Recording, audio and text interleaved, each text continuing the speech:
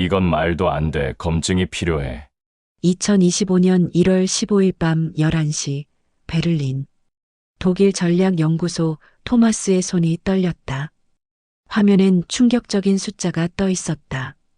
한국 HBM 공급 중단 시 AI 산업 72시간 마비. 유럽 자동차 생산 48시간 내 완전 정지. EU 산업위원회가 보낸 긴급 시뮬레이션 결과였다. 30년간 한국을 조립공장으로 비웃던 그였다. 카피캣 국가가 세계를 멈출 수 있다고? 하지만 보고서엔 BMW, 벤츠, 폭스바겐 이름이 나열됐다. 모두 한국 부품 의존도 80% 이상. 토마스는 마우스를 놓고 창밖을 바라봤다. 평온한 베를린 야경 아래 거대한 진실이 숨어 있었다. 내가 30년간 뭘 본 거지? 그의 긴 밤이 시작됐다.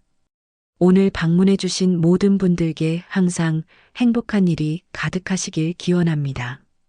시작하기 전에 구독과 좋아요는 꼭 부탁드립니다. 지금부터 AI 시대, 유럽도 한국 없으면 스톱을 시작하겠습니다. 2025년 1월 베를린의 한 전략연구소에서 회의가 열렸다. 토마스는 책상 위 보고서를 내던지며 냉소적으로 비웃었다.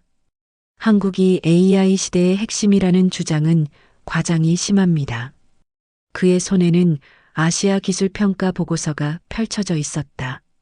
30년간 유럽 산업 구조를 분석해온 베테랑 전략가였다. 한국은 그저 서구 기술을 조립하는 공장일 뿐이라 믿었다. 삼성과 LG는 미국 설계를 따라하는 기업 아닌가요? 회의실 동료들도 고개를 끄덕이며 그의 말에 동의했다. 독일 정밀 기술력이야말로 세계 최고라는 확신이 지배했다. 회의실 스크린에 한국 반도체 점유율 그래프가 나타났다. 한국 메모리 반도체 점유율이 60%라고 나옵니다. 젊은 연구원이 조심스럽게 데이터를 설명하기 시작했다. 토마스는 팔짱을 끼고 코웃음을 치며 반박했다. 숫자라는 건 언제나 해석하기 나름인 법이지. 조립 기술과 핵심 원천 기술은 완전히 다른 차원입니다. 진짜 설계 능력은 여전히 서구가 장악하고 있어요. 독일제 자동차, 네덜란드 반도체 장비가 증거라고 믿었다. 이것들이야말로 세계 산업을 움직이는 진짜 힘이었다. 회의실 뒤편에서 연구원이 다시 조심스럽게 말을 꺼냈다. 하지만 한국 기업들이 빠르게 격차를 좁혀오고 있습니다. 토마스는 서류철을 덮으며 단호하게 결론을 내렸다. 따라온다는 말은 결국 2등이라는 뜻이네요. 진정한 기술 혁신은 언제나 서구에서 먼저 탄생합니다. 유럽 기술 우월주의는 너무나 당연한 상식으로 받아들여졌다. 토마스에게 그것은 의심할 여지조차 없는 절대 공리였다. 그날 저녁 토마스는 사무실에서 보고서를 작성했다. 한국 기술력 과대평가에 대한 전략적 우려라는 제목이었다. 키보드를 두드리는 손놀림이 빠르고 자신감으로 가득했다. 카피캣 전략으로는 지속 가능한 성장을 이룰 수 없다. 독자적 원천 기술 없이는 언젠가 한계에 부딪힌다. 한 줄 한 줄이 그가 30년간 믿어온 신념의 결정체였다. 창밖으로 베를린의 차가운 겨울 야경이 펼쳐져 있었다. 보고서 마지막 문장을 쓰려던 바로 그때였다. 컴퓨터에 새로운 긴급 메시지 도착 알림이 떴다. 발신자는 브뤼셀 EU 산업위원회 사무국이었다. 제목은 긴급 글로벌 공급망 위기 시뮬레이션이었다. 토마스는 미간을 찌푸리며 메일을 클릭했다. 또 과장된 경고겠지. 늘 하는 소리잖아. 하지만 메일을 열어보는 순간 그의 표정이 굳어졌다. 한국 HBM 공급 중단 시 시뮬레이션 결과. 스크린을 가득 채운 충격적인 숫자들이 펼쳐졌다. 유럽 AI 데이터 센터 가동률 72시간 내제로. 독일 자동차 생산 라인 48시간 내 완전 중단. 토마스는 천천히 의자에 몸을 기대며 숨을 들이켰다. 보고서에는 독일 주요 기업 이름들이 줄줄이 나열됐다. BMW, 벤츠, 폭스바겐, 지멘스가 모두 포함됐다. 모든 기업의 한국 부품 의존도가 80% 이상이었다. 토마스는 마우스를 움켜쥐고 스크린을 응시했다. 말도 안 돼. 반드시 추가 검증이 필요해. 30년간 쌓아온 그의 분석 체계 전체가 흔들렸다. 창밖 베를린은 여전히 평온했지만 그의 밤은 시작이었다. 토마스는 그날 밤 잠을 이루지 못했다. 이유 보고서 속 숫자들이 머릿속을 떠나지 않았다. 72시간, 48시간, 80%. 새벽 4시 그는 다시 노트북을 켰다.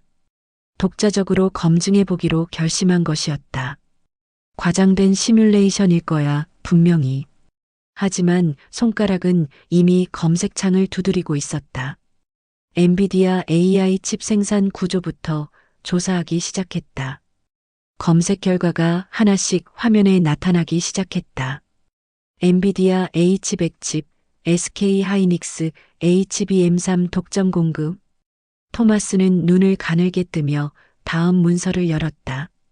AMD MI300 시리즈도 SK 하이닉스 HBM 사용. 그의 손가락이 마우스 위에서 잠시 멈췄다. 독점? 설마 완전 독점은 아니겠지. 하지만 다음 자료는 더 충격적이었다. HBM3 양산 수율 SK 하이닉스 80%, 삼성 60%.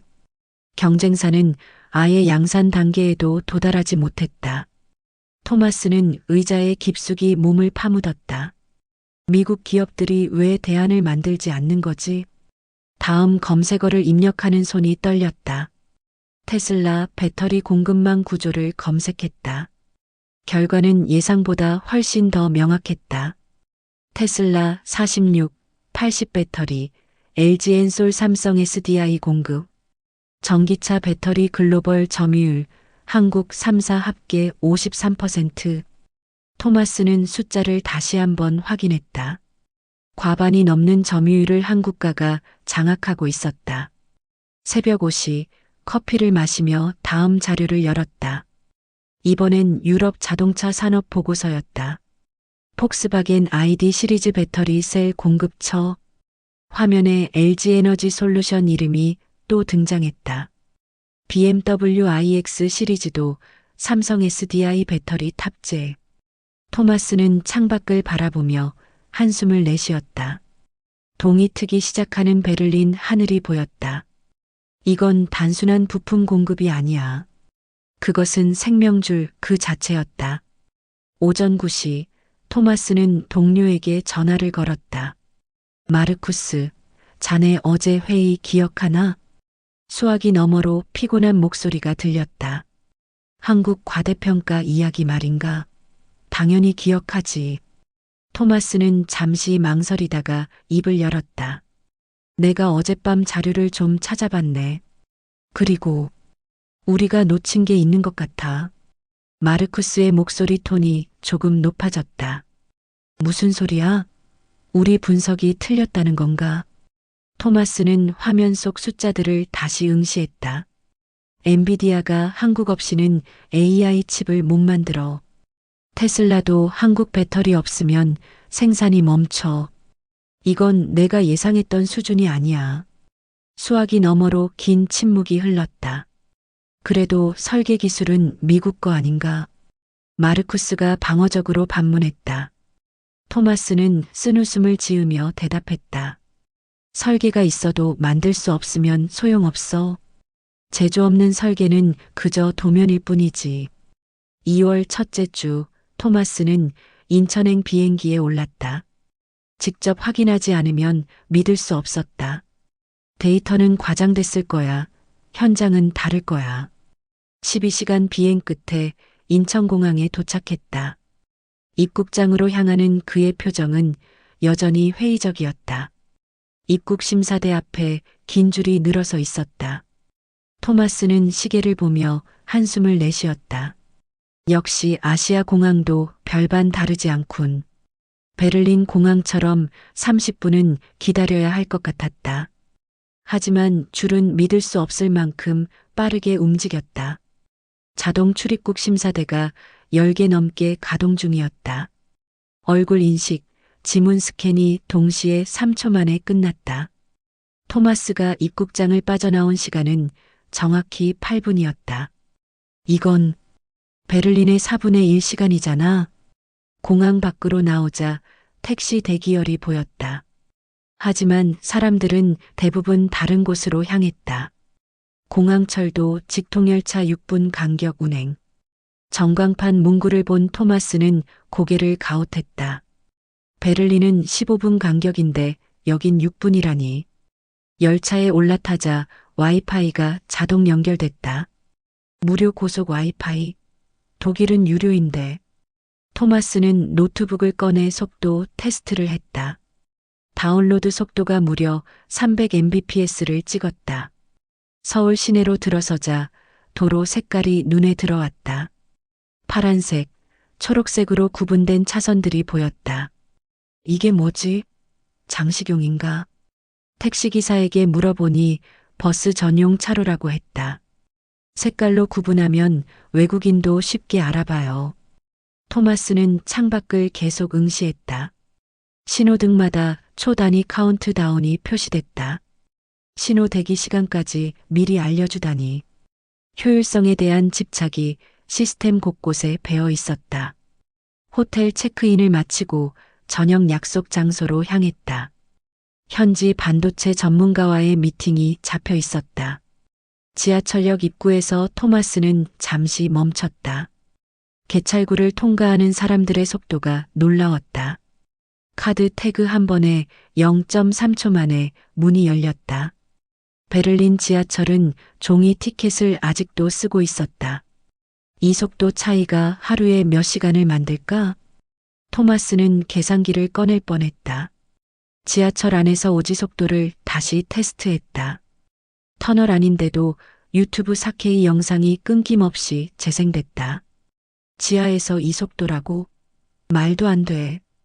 독일은 지상에서도 3G 속도가 자주 끊겼다. 옆자리 학생은 지하철에서 화상회의를 하고 있었다. 인프라가 이 정도면 업무 효율이 다를 수밖에. 토마스는 노트북을 덮으며 중얼거렸다. 30년간 믿었던 유럽 우월주의가 흔들렸다. 미팅 장소 근처 편의점에 들어갔다. 커피를 사려는데 키오스크 6대가 일렬로 서 있었다. 계산 대기 시간이 거의 제로에 가까웠다. 무인 시스템이 이렇게 자연스럽게 작동하다니. 베를린 편의점은 아직도 계산대 줄이 길었다. 토마스는 커피를 들고 밖으로 나왔다. 거리 곳곳에 전기차 충전소가 보였다. 인프라 밀도가 완전히 다른 차원이야. 그는 호텔로 돌아가며 깊은 생각에 잠겼다. 다음 날 아침, 토마스는 삼성 반도체 전시관을 찾았다. 사전 섭외한 업계 전문가와의 미팅이 예정돼 있었다. HBM 기술에 대해 설명 좀 부탁드립니다. 전문가는 대형 스크린 앞으로 토마스를 안내했다. HBM3는 DRAM 칩을 수직으로 12층 쌓는 기술입니다. 화면에 나노미터 단위 적층 공정이 나타났다. 각 층 사이 연결 구멍이 5마이크로미터입니다. 전문가가 레이저 포인터로 화면을 가리켰다. 이 정밀도를 양산 수율 80%로 만드는 곳은.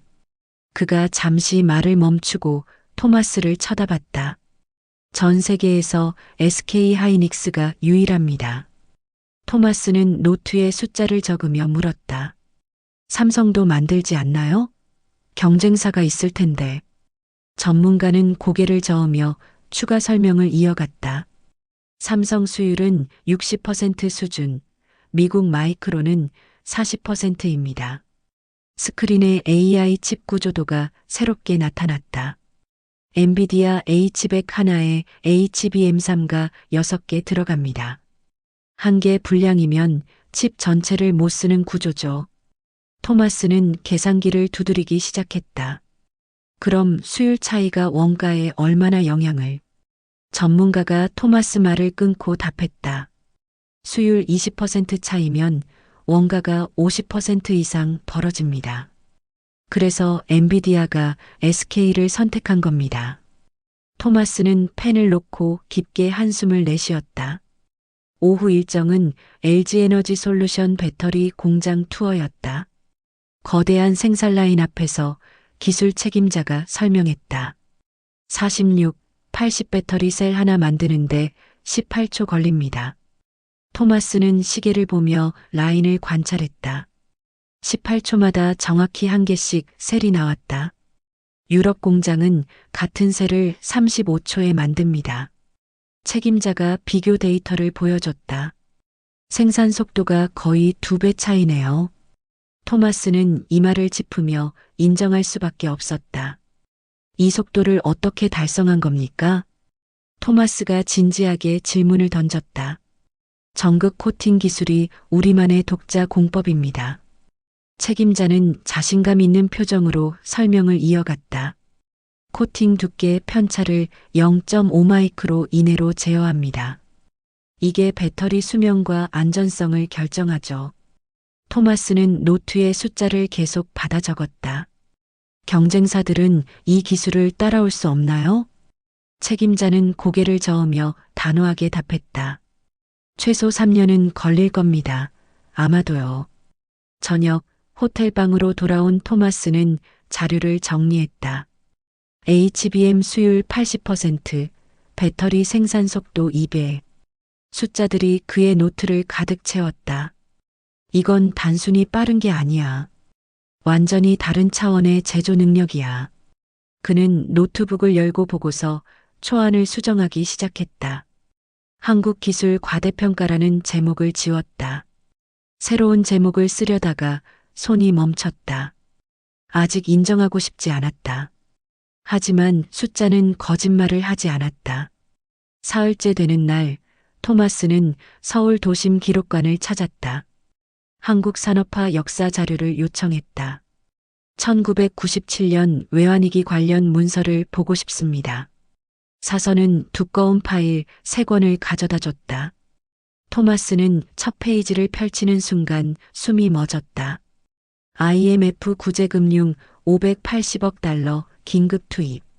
실업률 8.7%, 기업부도 속출. 당시 한국 경제는 완전히 무너진 상태였다. 다음 장을 넘기자 삼성 반도체 관련 기록이 나왔다.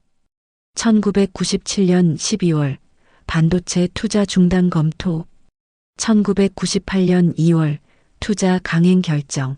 부채 70% 증가. 토마스는 숫자를 다시 확인했다. 부도 직전에 오히려 투자를 늘렸다고? 옆 페이지에는 당시 회장의 발언이 기록돼 있었다. 반도체만이 우리가 살아남을 유일한 길이다. 토마스는 천천히 파일을 덮었다. 이건 단순한 투자가 아니라 생존 전략이었다. 다음 자료는 LG화학 배터리 개발 기록이었다. 2000년 휴대폰 배터리 시장 진입 실패. 2005년 R&D 인력 3배 증원 단행. 적자를 보면서도 연구를 멈추지 않았다. 2010년 전기차 배터리 개발 착수. 당시 전기차 시장 점유율 전 세계 0.2%. 토마스는 펜으로 숫자에 동그라미를 그었다. 0.2% 시장에 수천억을 투자했다고? 유럽 기업이었다면 절대 불가능한 결정이었다. 세 번째 파일은 SK 하이닉스 역사였다. 2012년 하이닉스 경영 위기로 매각 위기. 2013년 SK그룹 인수 후 HBM 개발 시작. 당시만 해도 HBM은 상용화 가능성이 불투명했다. 2016년 HBM이 양산 성공. 점유율 90%. 단 3년 만에 시장을 장악한 것이었다. 토마스는 타임라인을 다시 정리했다. 위기 때마다 도망치지 않고 정면 돌파했다. 이게 한국 기업들의 패턴이군. 저녁, 토마스는 현지 경제학자와 저녁 식사를 했다. 한국 기업들은 왜 이렇게 위험을 감수합니까? 경제학자는 잠시 생각하다가 입을 열었다. 우리는 뒤가 없었습니다. 자원도 없고 기술이 아니면 살아남을 방법이 없었죠. 그의 목소리는 담담했지만 무게가 실려 있었다. 97년 위기 때 많은 가족이 무너졌습니다. 그 기억이 지금도 기업들을 움직입니다. 토마스는 와인 잔을 내려놓고 고개를 끄덕였다. 유럽은 안정을 추구하고 리스크를 회피합니다. 토마스가 솔직하게 자신의 생각을 말했다. 그래서 혁신 속도가 느린 것 같습니다. 경제학자는 미소를 지으며 대답했다. 안정을 추구할 수 있다는 건 축복입니다. 우리는 그럴 여유가 없었을 뿐이죠. 토마스는 창밖 서울 야경을 바라봤다. 화려한 불빛 아래 숨겨진 절실함이 느껴졌다. 이 기술들은 사치가 아니라 생존이었구나. 그는 비로소 한국 기술의 뿌리를 이해했다. 나흘째 아침, 토마스는 방산 전문가와 만났다. 장소는 서울 용산구 한 연구소 회의실이었다. KF-21 전투기 수출 현황을 설명해 드리겠습니다. 전문가가 대형 모니터에 세계 지도를 띄웠다. 폴란드, 루마니아, 말레이시아에 붉은 점이 찍혔다. 이 국가들이 현재 도입을 협상 중입니다. 토마스는 팔짱을 끼고 화면을 응시했다. 폴란드는 나토 회원국 아닙니까? 전문가는 고개를 끄덕이며 추가 설명을 이어갔다. 폴란드는 KF-21 48대 도입을 검토 중입니다. 기존 유럽산 전투기 대비 가격이 40% 저렴합니다. 토마스는 노트에 숫자를 빠르게 받아 적었다. 성능 차이는 어느 정도입니까? 전문가가 다음 슬라이드로 넘어갔다. AESA 레이더 탐지거리 유럽 기종 대비 동급입니다. 스텔스 성능은 4.5세대 최상위권으로 평가됩니다. 토마스는 펜을 놓고 팔을 괴며 생각에 잠겼다. 가격도 싸고 성능도 같다면 유럽 방산업체들이 왜 긴장하는지 이해됐다. 다음은 원전 수출 현황 브리핑이었다. 에너지 전문가가 체코 원전 계약을 설명했다.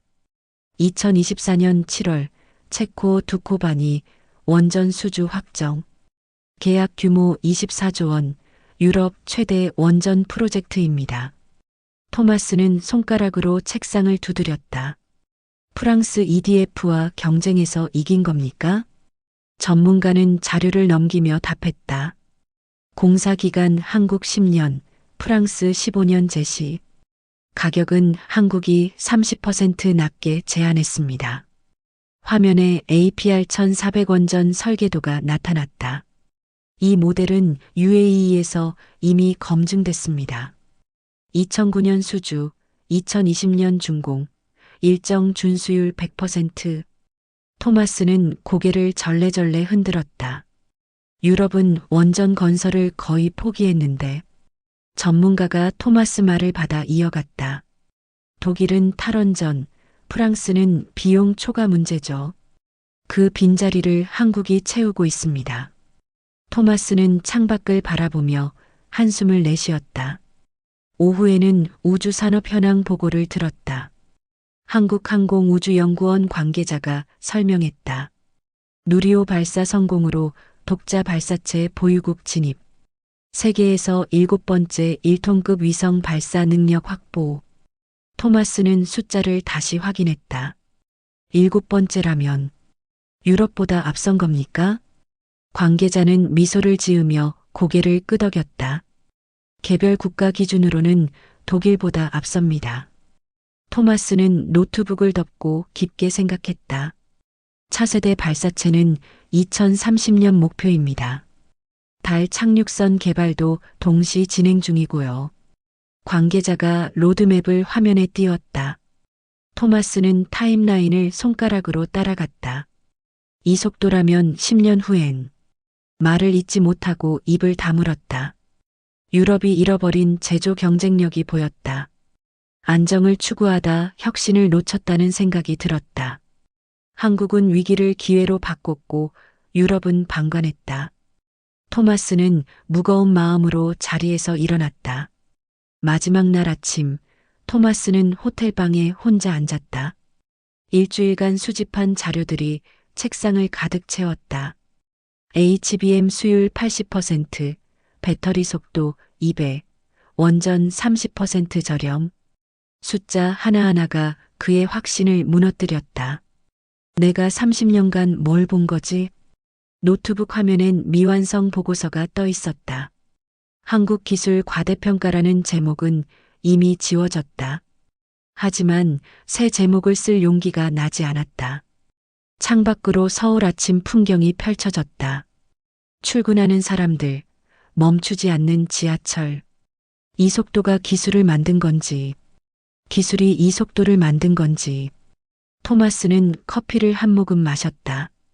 쓴맛이 입안 가득 퍼졌다. 30년 경력이 일주일 만에 흔들렸다. 인정하기 싫었지만 데이터는 명확했다. 나는 숫자가 아니라 편견을 믿었어. 키보드 위에 손을 올렸지만 타이핑이 되지 않았다. 오전 10시 베를린 연구소에 영상 통화를 걸었다. 동료 마르쿠스의 얼굴이 화면에 나타났다. 토마스, 한국 출장은 어떤가? 예상대로였나? 토마스는 잠시 말을 멈췄다가 입을 열었다. 마르쿠스, 내가 완전히 틀렸네. 화면 속 마르쿠스의 표정이 굳어졌다. 무슨 소리야? 우리 분석이 틀렸다고? 토마스는 자료 파일을 화면에 공유했다. 이 숫자들을 직접 봐. 내 말 안 믿겠지만 HBM 점유율, 배터리 생산 속도, 원전 수주액. 숫자들이 화면을 가득 채우기 시작했다. 엔비디아가 SK 없이는 단 하루도 못 버텨. 테슬라도 BMW도 폭스바겐도 마찬가지야. 마르쿠스는 숫자들을 보며 말을 잃었다. 이게 정말 검증된 데이터인가? 토마스는 고개를 끄덕이며 답했다. 내가 직접 확인했네. 과장 하나 없어. 우리가 한국을 카피캣이라고 비웃을 때 그들은 이미 세계 표준이 돼 있었어. 화면 속 마르쿠스가 깊게 한숨을 쉬었다. 그럼 우리 보고서는 어떻게 하지? 토마스는 노트북 파일을 열었다. 전부 다시 써야 해. 제목부터. 한국은 과대평가가 아니라. 손가락이 키보드 위에서 떨렸다. 세계 산업의 전제 조건이야. 타이핑을 마치고 엔터를 눌렀다. 30년 만에 자신의 오만을 인정하는 순간이었다. 유럽이 안정을 추구하는 동안 토마스가 천천히 말을 이어갔다. 한국은 생존을 위해 미친 듯이 달렸어. 97년 외환위기의 기억이 그들을 움직였지. 우리처럼 여유를 부릴 처지가 아니었던 거야. 마르쿠스는 화면을 보며 고개를 끄덕였다. 그럼 이제 우리는 뭘 해야 하지? 토마스는 창밖 서울을 바라보며 답했다. 인정하고 배워야지. 달리 방법이 없어. 한국이 멈추면 세계가 멈춘다는 걸. 통화를 끊고 토마스는 보고서를 계속 썼다. 독일 분석가의 고백내가 틀렸다. 부제목까지 솔직하게 작성했다. 손가락이 키보드를 빠르게 두드렸다. 부끄러웠지만 진실을 써내려갔다. 한국 기술은 복제가 아닌 생존의 결과다. 유럽이 잃어버린 제조업의 미래가 여기 있다. 마지막 문장을 쓰고 파일을 저장했다. 30년 경력의 무게가 한순간 무너졌지만 토마스는 이상하게 홀가분했다. 귀국 비행기 안 토마스는 최종 보고서를 정리했다. 12시간 비행 동안 300페이지 분량을 완성했다. 제목은 한국 없는 세계 불가능한 시나리오. 부제는 유럽 분석가의 충격 보고서였다. 노트북 화면엔 핵심 결론이 요약돼 있었다. 한국은 글로벌 공급망의 필수 조건이다. 대체제는 존재하지 않으며 단기간 개발 불가능. 토마스는 문장을 다시 읽으며 고개를 끄덕였다. 착륙 2시간 전 보고서를 이유위원회에 전송했다. 제목란에 긴급 검토 요청이라고 썼다. 첨부 파일 용량이 80MB를 넘었다. 데이터, 사진, 인터뷰 녹취록까지 전부 담았다. 이걸 보고도 무시하면 유럽 미래는 없어. 전송 버튼을 누르는 손에 힘이 들어갔다. 30년 경력을 걸고 보내는 보고서였다. 비행기가 베를린 상공에 진입하기 시작했다. 베를린 공항에 도착하자 입국 심사줄이 길었다. 30분을 기다려 겨우 입국장을 빠져나왔다. 인천은 8분이었는데 토마스는 쓴웃음을 지으며 택시를 탔다. 택시 안에서 핸드폰 데이터를 켰다. 3지 속도로 메일이 느리게 로딩됐다. 서울 지하철에서 4K 영상 보던 게 꿈 같네. 창밖으로 베를린 거리가 천천히 지나갔다. 사무실 도착 후 동료들 앞에서 발표했다. 회의실엔 20명 넘는 연구원이 모였다. 제 보고서 제목은 한국 없는 세계입니다. 첫 슬라이드에 충격적인 숫자가 나타났다. 한국 HBM 공급 중단 시 AI 산업 72시간 마비. 배터리 공급 중단 시 전기차 생산 48시간 정지. 회의실이 숨소리조차 들리지 않을 만큼 조용했다. 토마스는 다음 슬라이드로 넘어갔다. 이건 시뮬레이션이 아닙니다. 현실입니다. 질의응답 시간, 한 연구원이 손을 들었다.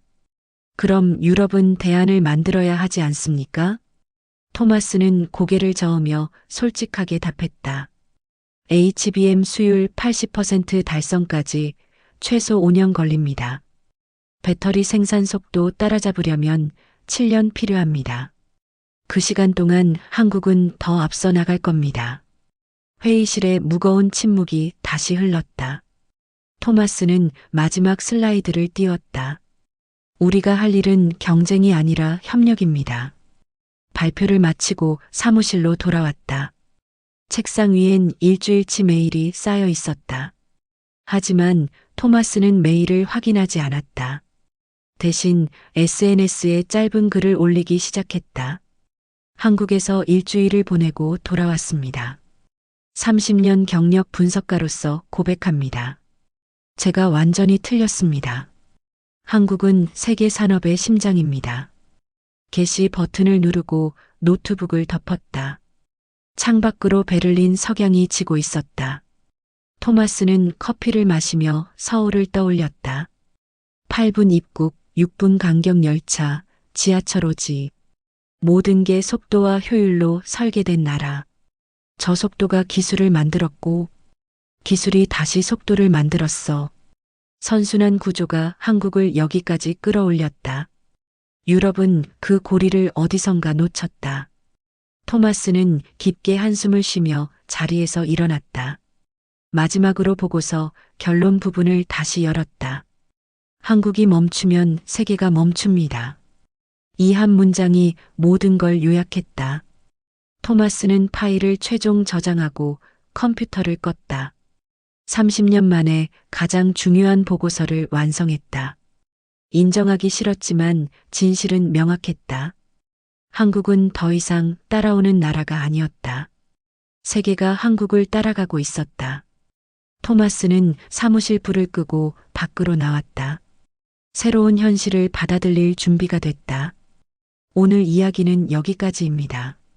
여러분이 보시기에 세계가 가장 두려워할 한국의 힘은 무엇인가요? 댓글에 국뽕 충전이라고 남겨주시고 지금 어디서 듣고 계신지도 알려주세요.